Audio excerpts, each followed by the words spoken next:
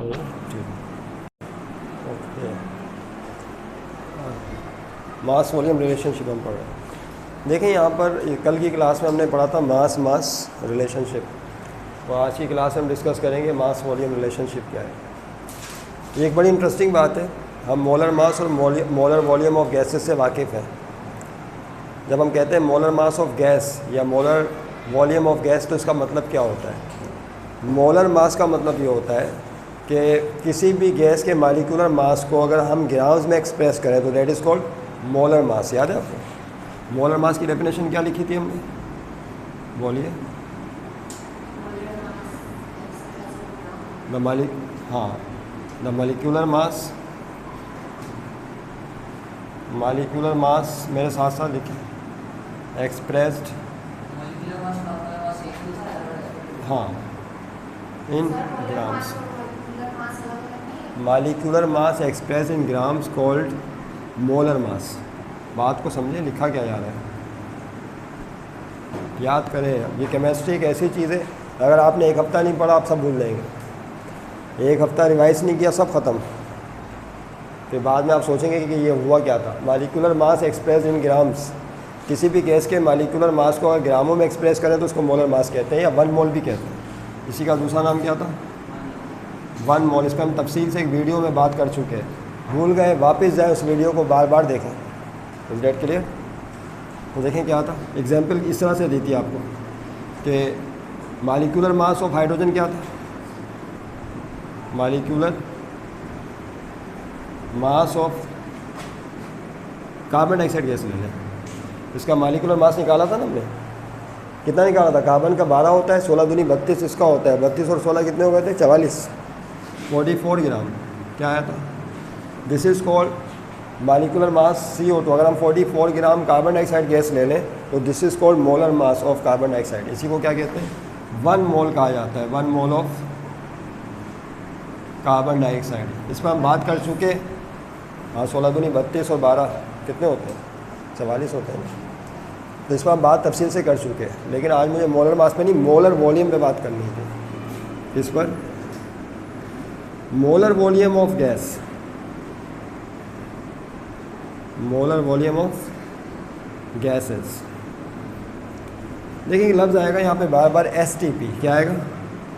STP। इसका मतलब क्या है? STP का मतलब होता है स्टैंडर्ड टेम्परेचर प्रेशर। क्या मतलब है? बोलिए। STP का मतलब है स्टैंडर्ड टेम्परेचर प्रेशर। फिर से देखिए, स्टैंडर्ड, और T का मतलब टेम्परेचर, और P का मतलब क्या है? Pressure of gas. Standard temperature pressure of gas से मुराद ये है कि प्रेशर 1 atm होना चाहिए। कितना होना चाहिए? बोलिए।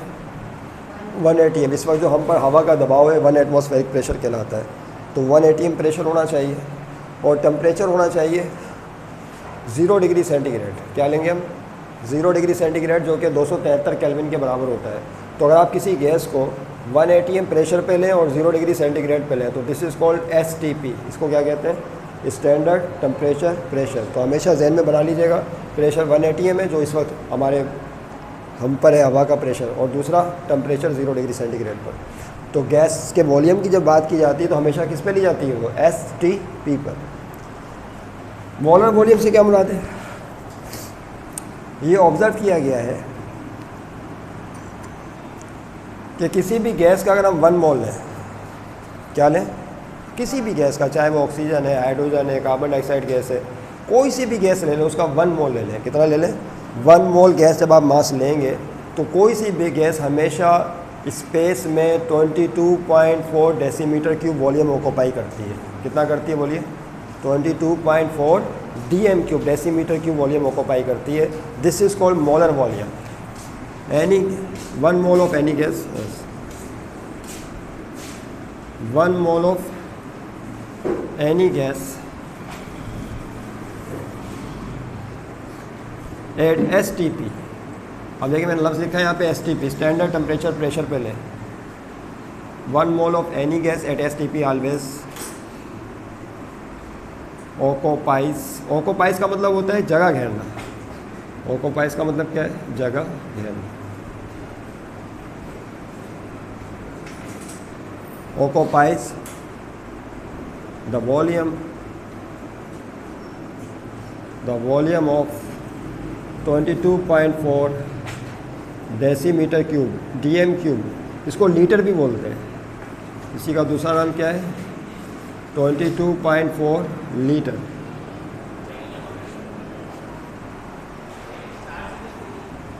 देखो बिलाल, नहीं भाई,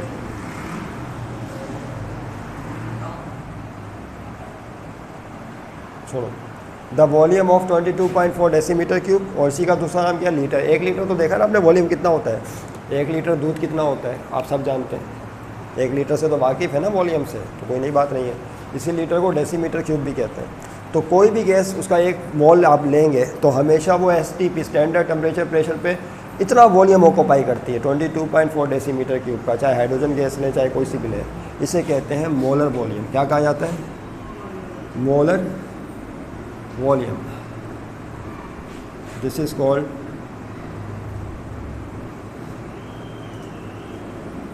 मोलर वॉल्यूम। अब मेरा आपसे सवाल है, क्यों?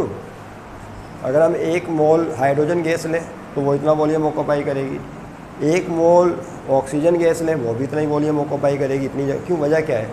इसका जवाब एवोगाड्रो ने बताया। किसने?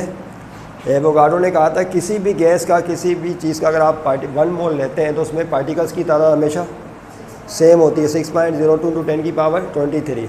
अब आप हाइड्रोजन मालिक्यूल्स ले लें 1 मोल के, या ऑक्सीजन मालिक्यूल ले लें, सब में मालिक्यूल्स की तादाद सेम होगी, लिहाजा स्टैंडर्ड टेम्परेचर प्रेशर पे सबका वॉल्यूम सेम आएगा। नहीं समझे बात? ये वजह है एवोगाड्रोस नंबर, इसका आंसर। अब यहाँ से एक बात बड़ी इंपॉर्टेंट पता चल रही है, मोल किसका यूनिट है? मास का।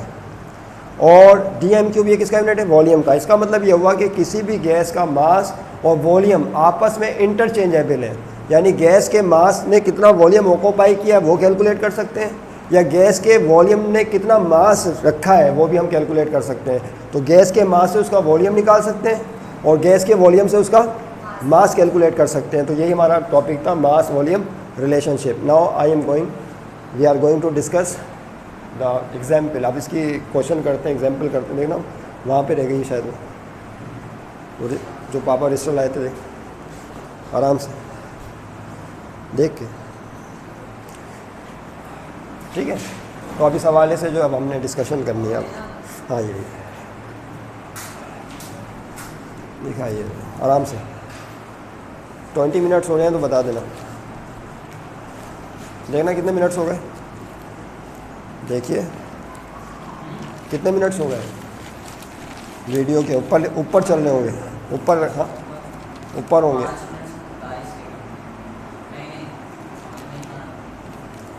कमाल है।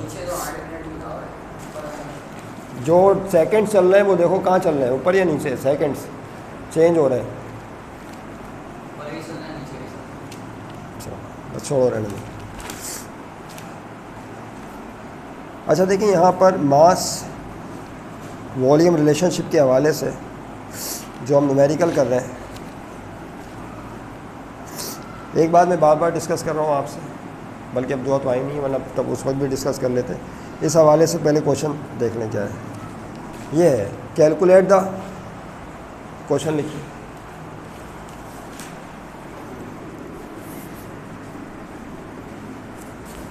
Calculate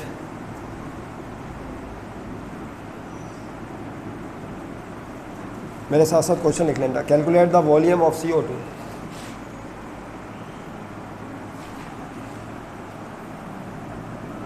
volume of CO2 gas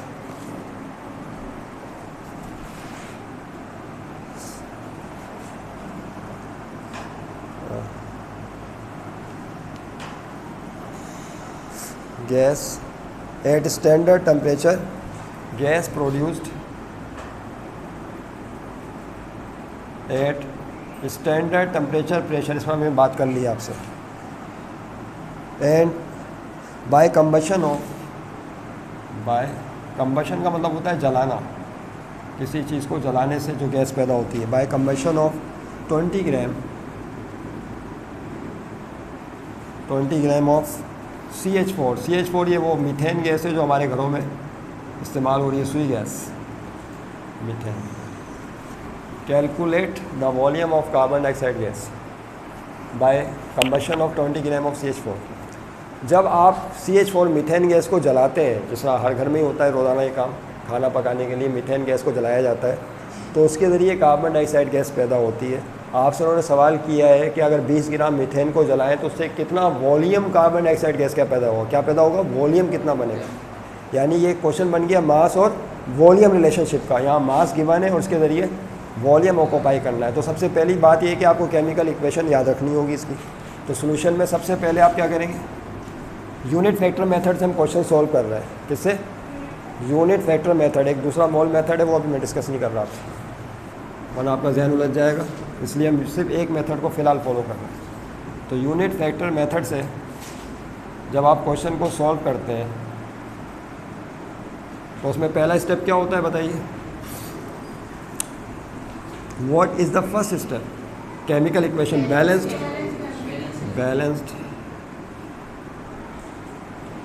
chemical equation होनी चाहिए।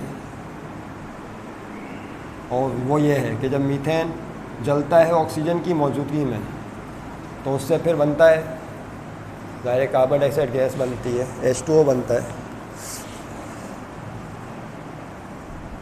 कार्बन डाइऑक्साइड गैस बनती है और 2H2O बनता है। ये है, मीथेन को जब जलाते हैं ऑक्सीजन की मौजूदगी में तो कार्बन डाइऑक्साइड गैस बनती है और H2O। ये है इक्वेशन। स्केल है तो देना किसी को। ओके, बताइए क्या ये बैलेंस है केमिकल इक्वेशन? तो जवाब है नहीं। यहाँ कार्बन के एक एटम है, यहाँ एक एटम है, यहाँ हाइड्रोजन के 4 हैं और वहाँ कितने, 2। यहाँ ऑक्सीजन के 2 हैं और यहाँ ऑक्सीजन के 2 और 1 3 है। तो इसका मतलब है कि ये बैलेंस। तो यहाँ हाइड्रोजन के 4 हैं और यहाँ हाइड्रोजन के 2, इसको 4 करने के लिए क्या लगाएंगे, यहाँ पे 2 लगाएंगे। 2 का क्या हो गया, 4 हो गया। चले हाइड्रोजन बैलेंस हो गया। ऑक्सीजन को चेक करें, ऑक्सीजन के 2 एटम है, यहाँ पे 2 और यहाँ 1 नहीं है, यहाँ पे 2 है, 2 1 2। ये जो कोएफिशिएंट 2 है ऑक्सीजन के साथ भी चलेगा। तो 2 ऑक्सीजन के एटम है, यहाँ पे भी 2 ऑक्सीजन के एटम है, तो 4 है। और यहाँ 2 है तो 4 करने के लिए क्या करेंगे, 2 लगा देंगे, हो गई बैल। ऑक्सीजन के कितने एटम है यहाँ, 2, और यहाँ ऑक्सीजन का 1 है, लेकिन ये 2 1 से मल्टीप्लाई होकर क्या बनाएगा, 2। तो ऑक्सीजन के कितने हैं यहाँ पर, 2। जो कोएफिशिएंट होता है वो दोनों एटमों के साथ चल रहा होता है, लेकिन यहाँ पे ये जो 2 है सिर्फ ऑक्सीजन के साथ है, कार्बन के साथ नहीं है। ओके, तो यहाँ पे बैलेंस हो गई इक्वेशन। सही, पहले से बैलेंस नहीं थी, ये थी सूरत हाल। ये इक्वेशन है कि मीथेन ऑक्सीजन के साथ जब रिएक्ट करती है, ज़ाहिर है ऑक्सीजन मौजूद है, ऑक्सीजन के बगैर तो आग ही पैदा नहीं होती, ये तो पता है ना, ऑक्सीजन के बगैर आग पैदा नहीं होती। तो कार्बन डाइऑक्साइड गैस और H2O बनता ही बनता है। तो अब इसको बैलेंस करें, कहाँ बैलेंस है बताइए, 2 लगा दिया, 4 हो गया। ऑक्सीजन बैलेंस है। ऑक्सीजन कितने हैं यहाँ पे, 2 और 2 4, और यहाँ पे 2 हैं, तो 4 करने के लिए क्या करेंगे, 2 लगा देंगे, हो गया। तो फर्स्ट स्टेप था। स्टेप नंबर 2 में आपने क्या करना होता है, याद करें। स्टेप नंबर 2 में हम अंडरलाइन करते हैं इनके दरमियान रिलेशन बनाना है। तो मीथेन और कार्बन डाइऑक्साइड गैस के दरमियान रिलेशन बनाना है। फिर यूनिट फैक्टर मेथड में तीसरा स्टेप क्या होता है, मॉलिक्यूलर मासेस लिखते हैं। आप एक हफ्ता प्रैक्टिस नहीं करेंगे, केमिस्ट्री भूल जाएंगे। ये मैं आपको अभी बता रहा हूँ ईमानदारी के साथ। आप नहीं घर पे जाके पढ़ेंगे, बार बार असाइनमेंट नहीं करेंगे, उसको बार बार याद नहीं करेंगे, आपके जहन से चीज़ें निकलना शुरू हो जाएंगी। फिर आप बोलेंगे कि ये क्या हो गया, केमिस्ट्री इतनी मुश्किल कैसे हो गई। तो मुश्किल नहीं है, मुश्किल उसे हमने बना लिया है। क्या कर लिया है, हमने उसको मुश्किल बनाया है, क्योंकि जो रास्ता बताया उस पर हम चले नहीं। तो जो रास्ता बताया उस पर चलेंगे तब जाके ये चीज़ें बिल्कुल हलवा होती चली जाएंगी। नहीं तो आपने ईजी मासूम समझ के छोड़ दिया है, तो बिल्कुल आसान है, मासूम सा क्वेश्चन है, तो इसी ने फिर आपको बाद में स्टिंग करना है, क्वेश्चन में तकलीफ पहुँचानी। तो बेहतर यही है कि आप इसकी अभी से प्रैक्टिस शुरू कर दें। अंडरलाइन करेंगे, अंडरलाइन करने के बाद मॉलिक्यूलर मास लिखेंगे। कार्बन का क्या होता है 12, हाइड्रोजन का 1 होता है, 4 एटम है, तो कितना हो जाएगा 4, 12 और 4 कितना हो गया 16। कार्बन डाइऑक्साइड का मास लिखें, कार्बन का 12 प्लस ऑक्सीजन का 16 होता है, 16 टू द 32, तो 12 में 32 ऐड करेंगे तो क्या आएगा 44। अब चूंकि ग्रामों में लेके चलना है तो यहाँ पे भी जी लगा दें और यहाँ पे भी जी लगा दें। ये था कौन सा स्टेप? तीसरा था। चौथे स्टेप में क्या करते हैं, जो चीज़ रिक्वायर होती है वो लिखते हैं चौथे स्टेप में। यानी ये बताना है, देखिए क्वेश्चन में क्या लिखा हुआ है 20 ग्राम ऑफ मीथेन। अब आप लिखेंगे यहाँ पे क्या 20 ग्राम ऑफ मीथेन पे बताएं कितना वॉल्यूम CO2 का पैदा होगा। यहाँ क्वेश्चन मार्क आ गया, नहीं समझे बात को। स्टेप 4,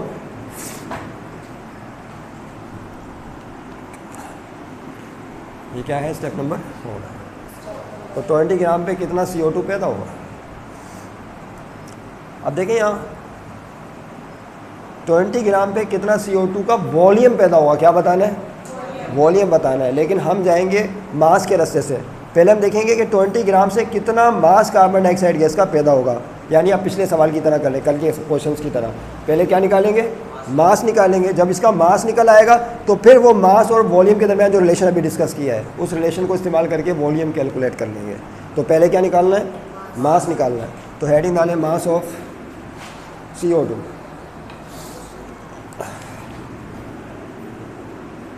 कि मास कितना प्रोड्यूस हुआ, जब तक ये नहीं पता चलेगा मास ऑफ CO2 जी। तो देखिए मास कैसे निकलेगा, फ्रॉम इक्वेशन लिखते थे ना, याद करें। ये आपके पास फिर मौका है चीज़ों को समझने का। बताइए 16 gram of methane, 16 gram of CH4। अब मैं यहाँ पे लफ्ज़ लिख रहा हूँ, कोई मुश्किल इंग्लिश नहीं है। प्रोड्यूसेस 16 ग्राम मीथेन पैदा करती है। क्या पैदा करती है, 44 ग्राम कार्बन डाइऑक्साइड गैस पैदा करती है। ये बात हमें इक्वेशन से पता है। तो बताइए फिर 1 ग्राम कितना पैदा करेगी, 1 ग्राम ऑफ मीथेन। तो 44 को डिवाइड कर देते थे किससे, 16 से डिवाइड किया। उसके बाद क्या करेंगे 20 ग्राम,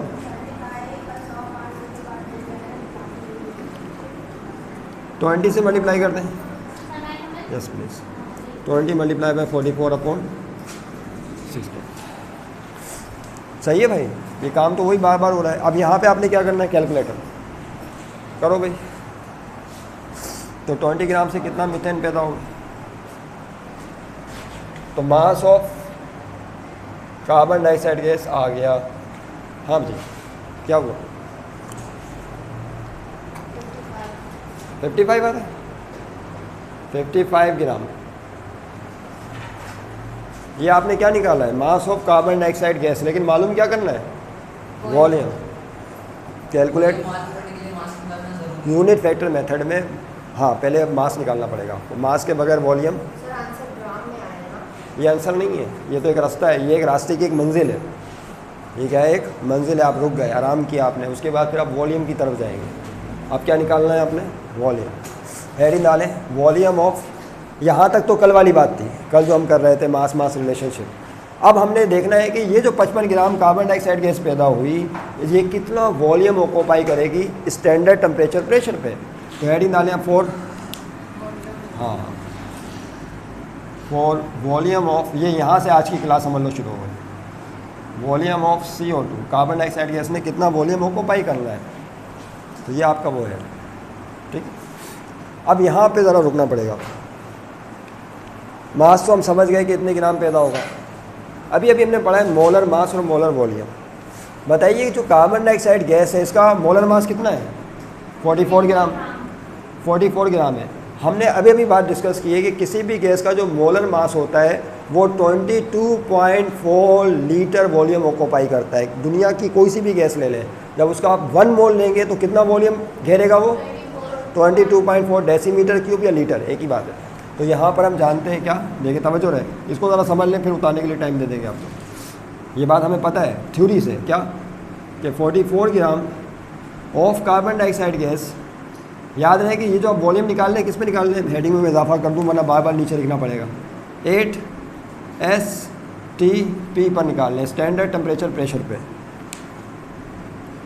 तो उस पर हम जानते हैं 44 gram of carbon dioxide gas occupies. Occupy का मतलब क्या होता है, जगह घेरना। कितनी जगह घेरती है स्पेस में, 44 ग्राम 22.4 डेसीमीटर क्यूब। मेरे पास जगह ख़त्म हो रही है, DM क्यूब लिखेंगे, क्या लिखेंगे, डेसीमीटर क्यूब। इसको लीटर भी कहते हैं। क्या कहा जाता है, 1 लीटर। देखा ना आपने कितना वॉल्यूम होता है 1 लीटर दूध, तो ये इतने डेसीमीटर की वॉल्यूम घेरती है। तो 1 ग्राम कार्बन डाइऑक्साइड गैस कितना वॉल्यूम घेरेगी बताइए? क्या करेंगे? 22.4 को डिवाइड कर देंगे किससे? 44 से। तो फिर 55 ग्राम कार्बन डाइऑक्साइड गैस कितना वॉल्यूम ऑक्यूपाई करेगी? हाँ, मल्टीप्लाई कर देंगे। तो 55 ग्राम के लिए क्या होगा देखें, 55, तो ये इस तरह से वॉल्यूम आ जाएगा। तो वॉल्यूम ऑफ, देखना ज़रा कैलकुलेटर आपके पास मौजूद है, कैलकुलेटर से मुझे बताएं और फिर लिख लें। 28 और यूनिट क्या होगा? Decimetre cube. ये volume of carbon dioxide gas आ गया। That is your full and final answer. हमें मास के ज़रिए वॉल्यूम बताना था। ये आपका जवाब।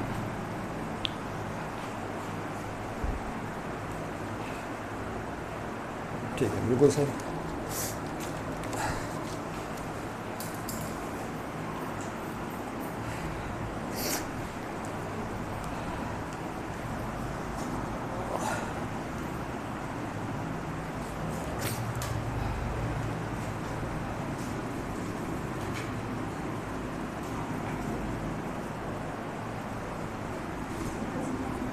नेक्स्ट क्वेश्चन कर लीजिए sir.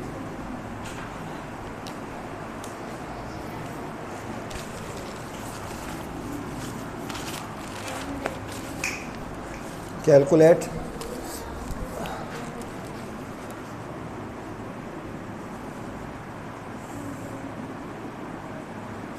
The volume of O2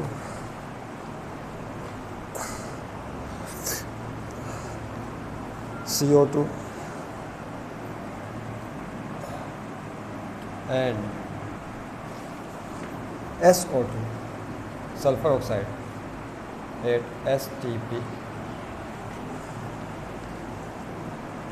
for the complete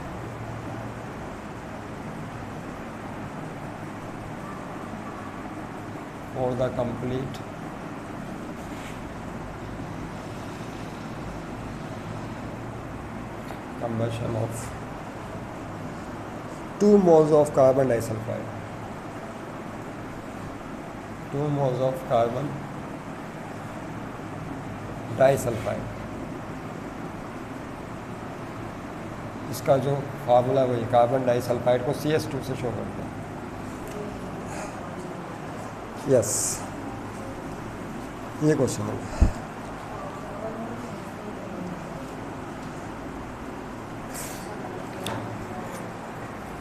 अब यहाँ पे कार्बन डाइसल्फाइड गैस को जलाया जा रहा है। कार्बन डाइसल्फाइड गैस जब इसको जलाते हैं तो इसको जलाने से ऑक्सीजन बनता है, उसको जलाने से कार्बन डाइऑक्साइड गैस बनती है और सल्फर डाइऑक्साइड गैस बनती है। और जलाने के लिए किसकी ज़रूरत होती है? ऑक्सीजन की ज़रूरत। तो तीनों का वॉल्यूम आपको कैलकुलेट करना है। अगर 2 मोल कार्बन डाइसल्फाइड के जलाए जाएँ तो कितना वॉल्यूम CO2 का पैदा होगा, कितना वॉल्यूम SO2 का पैदा होगा और कितना वॉल्यूम ऑक्सीजन का दरकार है इसके साथ रिएक्ट करने के लिए। तो सबसे पहले आहिस्ता आहिस्ता सोल्यूशन में step number 1 balance chemical equation. ये आपका पहला स्टेप है, बैलेंस्ड केमिकल इक्वेशन।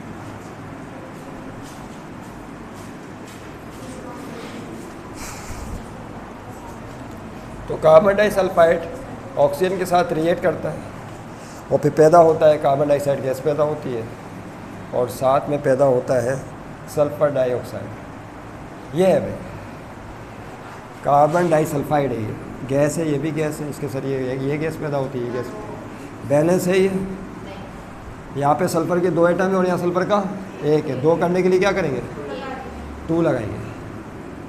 सही है। ऑक्सीजन चेक कर लें। ऑक्सीजन कितने यहाँ पे 2 और यहाँ पे 2 दूनी 4, 2 टू द 4 और 2 कितने हो गए 6 और यहाँ पे 2 है तो क्या लगाना पड़ेगा 3 टू द। हाँ सही है ना, ये बैलेंस्ड हो गई इक्वेशन। अब आपने सबको अंडरलाइन करना है। स्टेप 2 में सबकी बात करनी पड़ेगी। किसकी? इसकी